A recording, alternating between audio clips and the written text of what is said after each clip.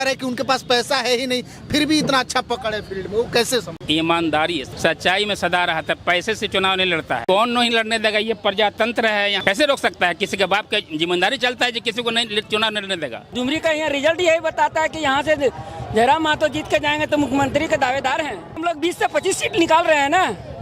इतना कॉन्फिडेंस है? कॉन्फिडेंट नहीं, देख रहे हैं हुजूम। एगो हेलीकॉप्टर मोदी जी का आएगा, हेमंत सोरेन का आएगा, सब भीड़ खत्म हो जाएगा। कोई भीड़ खत्म नहीं होगा। दूसरा बार सभा करा लीजिए अपोजिट में। झारखंड मुक्ति मोर्चा का जमानत जब्त हो जाएगा जी पूरा झारखंड में। अरे टाइगर जो दहाड़ता वही टाइगर है जी। झुंड में तो गिद्दड़ लोग आते हैं। एनडीए का देखिए कितना झुंड है। झारखंड में विधानसभा का चुनाव होना है। पिछले बार जो हरियाणा में चुनाव हुआ था, इसके अलावा जम्मू कश्मीर में चुनाव हुआ था, उसका रिजल्ट को देख करके कुछ अनुमान लगाया जा रहा है कि झारखंड में भी कुछ ऐसा ही हो सकता है। अभी हम झारखंड में ही मौजूद हैं, अभी हम डुमरी विधानसभा में मौजूद हैं। यहाँ के लोगों से जानेंगे कि पिछले 5 साल के जो कार्यकाल रहे हैं कितने अच्छे रहे हैं, क्या यहाँ पे बदलाव होने चाहिए कि नहीं होने चाहिए। यहाँ के लोगों से बात करते हैं। सर, क्या लगता है कि झारखंड का जो इस बार का चुनाव होगा किस मुद्दे पे होगा, क्या मुद्दा रहेगा और क्या बदलाव होगा कि जो सरकार आ रही है वही सरकार रहेगी? मेरा जहाँ तक के सोच है, बदलाव का उम्मीद नहीं है। हेमंत सोरेन सरकार बरकरार रहेगी और दोबारा पुनः भारी मतों से और भारी सीटों से जीतेगी। लेकिन लोग कह रहे हैं कि वो परिवारवाद की राजनीति कर रहे हैं। लोग परिवारवाद हर पार्टी कर रहा है।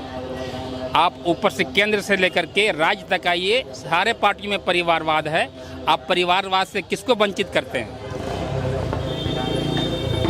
और लोकतांत्रिक अधिकार सबको है, लड़ने का लड़ेगा। और लेकिन यहाँ जनता से, मैं एक शिक्षक ग्रुप से रिटायर किया हूँ, मुझे लोगों से आभास हुआ है, सभी लोगों से मालूम करते हैं कि हमारी महिलाएं और हमारे पुरुष और स्टूडेंट और वृद्धा लोग, जितने वृद्धावस्था में सारे लोग हेमंत सरकार से खुश हैं। और हेमंत सरकार की सरकार ज़बरदस्त सरकार फिर आएगी। और क्या पूछना चाहते हैं? नहीं, कहने का मतलब यह है कि लोग चाहते हैं कि कोई पढ़ा लिखा युवा आएगा, उसको अगर एक बार कमान दिया जाएगा तो राज्य का कुछ और डेवलपमेंट होगा। पढ़ा लिखा युवा को भी डेवलपमेंट का मौका मिलेगा। लेकिन इस बार देखिए, जहाँ तक कि जनता का ये है, इशारा देख रहे हैं जनता का, जहाँ ये देख रहे हैं, उनका ख्याल देख रहे हैं। लेकिन वो अभी तो सरकार उसी की आएगी और वही हर जगह जीतेगा। हमको लगता है कि 2019 से ज़्यादा सीट जेएमएम सरकार यहाँ सीट ला रही है। अच्छा, 2024 हो रहा है। हाँ। लगभग 24 साल अलग हुए हो गया झारखंड को। 24 सालों में लोग आरोप लगा रहे हैं कि कुछ बदलाव ही नहीं हुआ। जो कंपनी है उस कंपनी में काम करने वाले बाहर के लोग आते हैं, यहाँ के लोगों को पलायन करना पड़ता है। एक बात सुन लीजिए, 2000 में 15 नवंबर 2000 को झारखंड मेरा अलग हुआ है। और झारखंड राज्य ये धनी राज्य है और यहाँ पर कोयला का खनिज है। और ये लगभग 40% ये इंडिया के माने आवश्यकता के कोयला के एतबार से हमारा झारखंड राज्य पूरा करता है। और जैसा कि मालूम हुआ है कि करीब ये 1,36,000 करोड़ झारखंड का पैसा केंद्र सरकार रख लिया है और आज तक के नहीं दिया है। उसका पूरा अनुमान हमारे नेता लोगों का है। अगर वो पैसा हमको मिल जाए तो हमारे झारखंड वासियों को काफ़ी तरक्की होगी। यहाँ के जितने भी लोग हैं, अगर उनको उतना पैसा का अगर पोशाक सिला दिया जाए, तकिया और बिस्तर बना दिया जाए, फिर भी पैसा ख़त्म नहीं होगा। केंद्र सरकार को थोड़ा ध्यान देना होगा। जो हमारा बकाया पैसा उनके पास है वो हमें दे दें, इसलिए कि उनको रखने का अधिकार नहीं है और राज्यों को उन्होंने दे दिया है। तो मेरे साथ से उताला व्यवहार क्यों? लेकिन ये पैसा लाएगा कौन? ये जेएमएम सरकार ही तो सरकार से लड़के ला सकती है। जेएमएम सरकार लड़ी, जेएमएम सरकार हमारे हेमंत जी लड़े, जिसमें उनको जेल का 5 महीना जेल रहना पड़ा। वो लड़े इसी बुनियाद पर। जब 2019 में उनकी सरकार बनी और जब यहाँ खजाना खाली था तो उन्होंने मंथन किया, पढ़ा लिखा, देखा कि हमारे यहाँ इतना दौलत है और ये केंद्र सरकार जो है इतना पैसा रख लिया है। तो इसका जब डिमांड किया तो बोला कि नहीं दिया जाएगा। तो शायद सुनने में हमको ये आया कि नहीं दीजिएगा तो हम कोर्ट करेंगे और कोर्ट से पैसा आपसे लेंगे। तो कुछ पैसा दिया गया तो सरकार चली।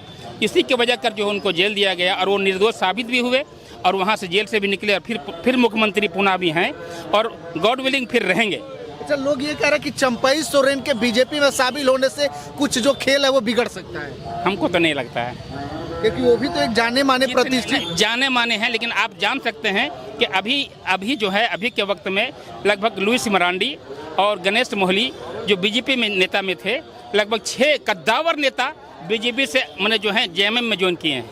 अब ये हैं हाजरा जी हैं वहाँ से जमुआ से, कद्दावर ने जो 3 बार जी बीजेपी में जीते हैं लगातार, वैसे वैसे नेता जो हैं जेएमएम में आ रहे हैं। अभी तो यह तांता लगा हुआ है बीजेपी से जेएमएम में आने का। अच्छा, लोग कह रहे हैं कि 5 सालों तक महिलाओं के लिए कोई बात नहीं किया जेएमएम, जैसे चुनाव आया 1000 देने का बात हो गया, 5 लाख रोजगार की बात किया था जेएमएम, लेकिन वो भी पूरा नहीं कर पाया। आप सुन लीजिए, 5 साल का सरकार होता है जी, जिसमें लगभग 2 साल तो कोरोना काल में गिरफ्तार सरकार रही, और कोरोना काल से जो ही ये छुटकारा पाया उसके बाद जो है लगभग 6 महीना ये जेल में रहे, जेल में फंसा गया। उसके बाद जो है फिर यहाँ आए, पुनः सरकार बनी, और जिसको चंपई सोरेन को ये अपना लगाम सौंप कर गए थे, तो उन्हीं को लोगों ने उचक लिया, और उसके बाद उन दोनों में फ्रैक्शन हुआ, और फ्रैक्शन होने के बाद वो बीजेपी में चले गए, और उसके बाद ये लगातार काम कर रहे हैं। इनको मौका ही कहाँ मिला शांति से काम करने का। अरे सर, तो वो गमन किए थे, घोटाला किए थे, तब तो जेल में गए। अरे घोटाला साबित तो कर दो। तो फिर किस आरोप पे जेल गए? सुनिए, अभी हमारे हेमंत जी कह रहे हैं अगर 1 इंची जमीन मैंने लिया होगा तो मैं नेतृत्व छोड़ दूंगा। उनको साबित तो करो। अगर घोटाला साबित हो जाता तो जेल से क्यों रहा होते वो? तो यानी आपके कहने की सब एक साजिश के तहत उनको जेल में डाला गया, लगता तो है। अच्छा, बीजेपी में जो है कि कुछ ऐसे कार्यकर्ता नहीं है जो करप्टेड हो, जो गैर कानूनी काम करते हैं, हम आखिर उन लोगों के ऊपर मुकदमा क्यों नहीं? किसी पार्टी विशेष को हम नहीं कहेंगे। बीजेपी में कौन दोषी है नहीं है उतना हम गहराई में नहीं जाएंगे बाबू, उतना लंबी चौड़ी बात नहीं कहेंगे। यहाँ की बात पूछ रहे हो, मैं बता रहा हूँ। अच्छा, चलिए, अगर डुमरी की बात करें तो डुमरी में क्या कुछ होगा? क्योंकि यहाँ पे अभी देखेंगे तो जो एक बहुत ही युवा प्रत्याशी है, जो पढ़े लिखे प्रत्याशी जयराम महतो, वो भी इस बार फील्ड में है। नो डाउट जयराम महतो हमारे पढ़े लिखे नेता हैं और नेता के लायक हैं, इसमें कोई शक नहीं है। लोग उनको चाहते भी हैं, और ये लोकप्रिय नेता हमारे हैं। ऐसा नेता होना चाहिए, और भविष्य में हमारे ये हमको लगता है कि हमारे ये मैंने जो है ये कमान को संभालेंगे। ऐसे नेता को चुनना चाहिए, ऐसी बात नहीं है, और लगता है कि यहाँ पर इनका अच्छा मुकाबला रहेगा। अच्छा, लोकसभा में जो रिजल्ट आया उससे तो लगा कि जयराम महतो का अच्छा पकड़ है, लगभग 3-3.5 लाख वोट अच्छा पकड़ नहीं, 3,47,000 समथिंग उनको वोट आया है। तो उनको वोट नहीं, अगर अच्छे नहीं रहते तो वोट कैसे आता? हमारे जयराम जी अच्छे हैं, ऐसे उसमें कोई शक नहीं है। अच्छा, कहते हैं पैसे के बल पे चुनाव लड़ा जाता है, लेकिन जयराम महतो को कह रहे हैं कि उनके पास पैसा है ही नहीं, फिर भी इतना अच्छा पकड़ है फील्ड में।